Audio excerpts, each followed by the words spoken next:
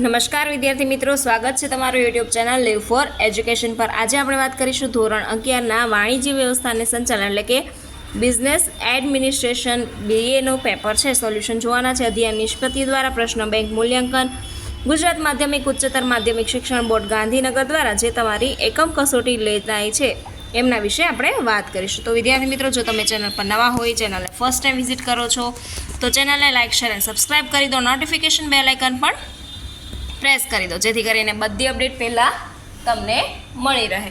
ચલો, વિભાગ એ છે તમારા અહીંયા તો કે વિકલ્પો। દરેકના કેટલા માર્ક્સ રહેશે તો કે દરેકના 1 ગુણ રહેશે। ચલો, વિભાગ એથી સ્ટાર્ટ કરીએ। MCQ જોઈએ।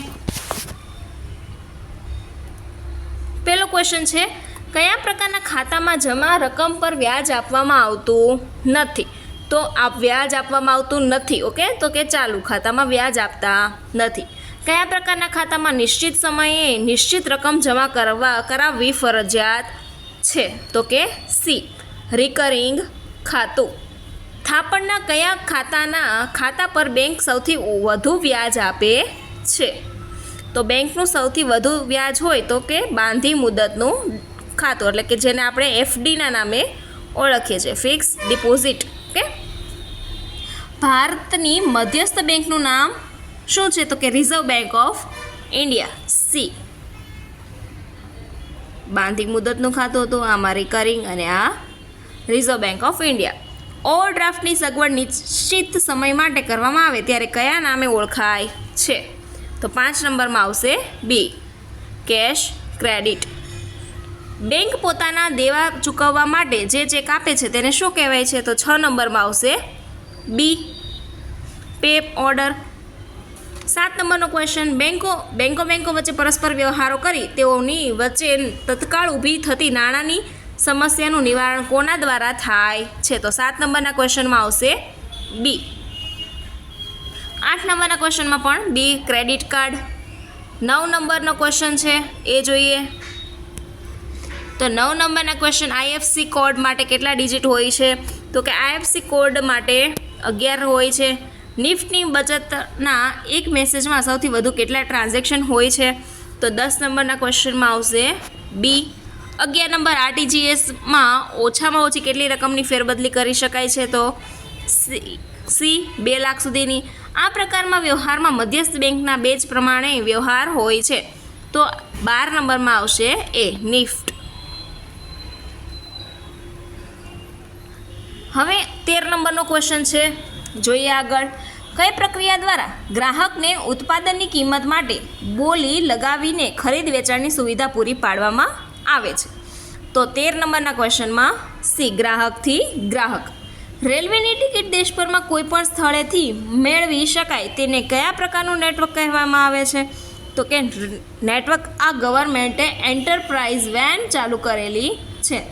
અન્ય વ્યક્તિના મનમાં જરૂરી સમજ ઉત્પન્ન કરવા માટે સમગ્ર પ્રક્રિયાને શું કહેવાય? તો 15 નંબરના ક્વેશ્ચનમાં માહિતી સંચાર। ઇન્ટરનેટના માધ્યમ દ્વારા કમ્પ્યુટરની મદદથી કમ્પ્યુટરના પડદા પર સંદેશો ટાઈપ કરીને તેની આપ-લે કરવાની પ્રવૃત્તિને શું કહેવાય છે? તો કે ઈમેલ।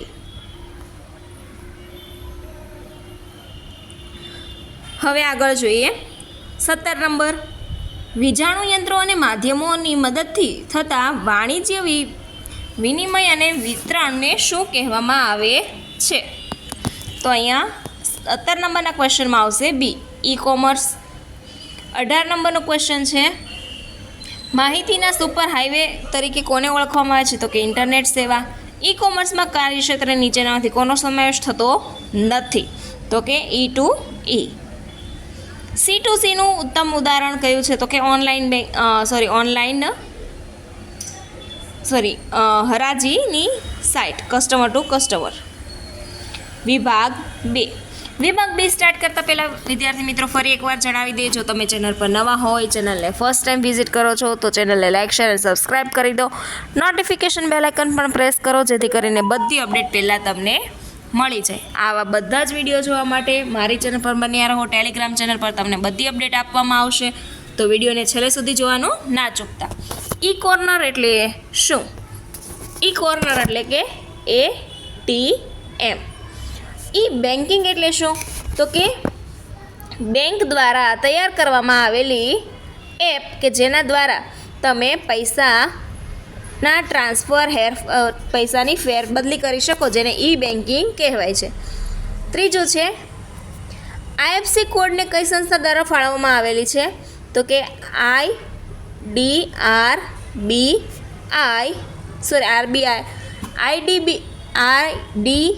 IDRBT હૈદરાબાદ દ્વારા શું કરવામાં આવી છે? ફાળવવામાં આવેલી છે. આગળ છે પૂર્ણ નામ છે પહેલાં તો કોર. તો ચલો અહીંયા હું 1 by 1 બધા લખતી જઈશ. Centralised online red time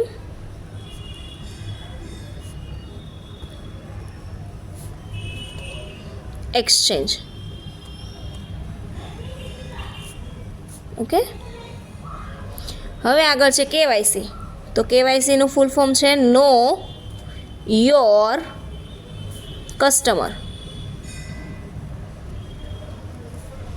okay, આગળ એટીએમ. એટીએમ એટલે શું થાય? તો કે એટીએમ એટલે કે automated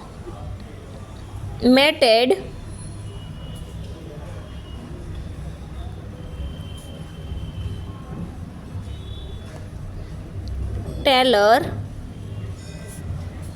machine.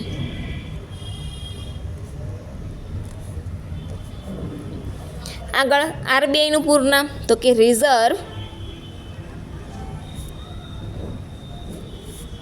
Bank of India. આગળ જોઈએ 8 નંબરનો ક્વેશ્ચન. કયા પ્રકારના ખાતામાં માત્ર ધંધાદારી એકમોના નામથી જ ખોલે છે? તો અહીંયા આવશે ચાલુ ખાતું.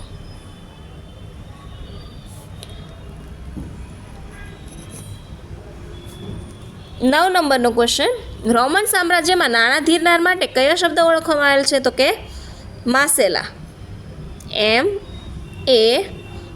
MASELA માસેલા. વિશ્વનો સૌપ્રથમ બેંક કયા વર્ષમાં શરૂ થઈ? તો કે 1407 જીનીવા. ઓકે, હવે આગળ શાખપત્ર એટલે શું?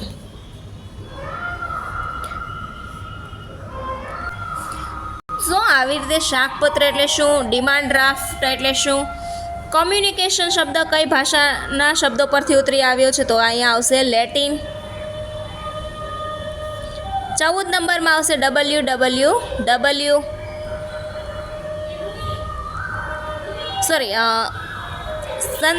સંદેશાની રચના કરતી વખતે કયા સિદ્ધાંત અપનાવવામાં આવે છે? એમાં નહીં આવે. ઓકે, એ આવશે 18 નંબરમાં ઇન્ટરનેટની માલિકી કોની છે? તો અહીંયા આવશે WWW. 19 નંબરમાં 2 છે ફાયરફોક્સ, મોઝિલા એન્ડ ક્રોમ. WWWનું પૂરું નામ વર્લ્ડ વાઇડ વેબ. ઓકે, સો આવી રીતે તમને બધા જ પેપરનું સોલ્યુશન મારી ચેનલ પર મળી રહેશે. તો વિડીયોને પહેલી વાર જોવો છો, પ્રથમવાર ચેનલ વિઝિટ કરો છો તો ચેનલને લાઇક શેર અને સબસ્ક્રાઈબ કરી દો. નોટિફિકેશન બેલ આઇકન પણ પ્રેસ કરી દો, જેથી કરીને આવા બધા અપડેટ પહેલાં તમને મળી રહે. ઓકે, ચલો જોઈએ હવે નેક્સ્ટ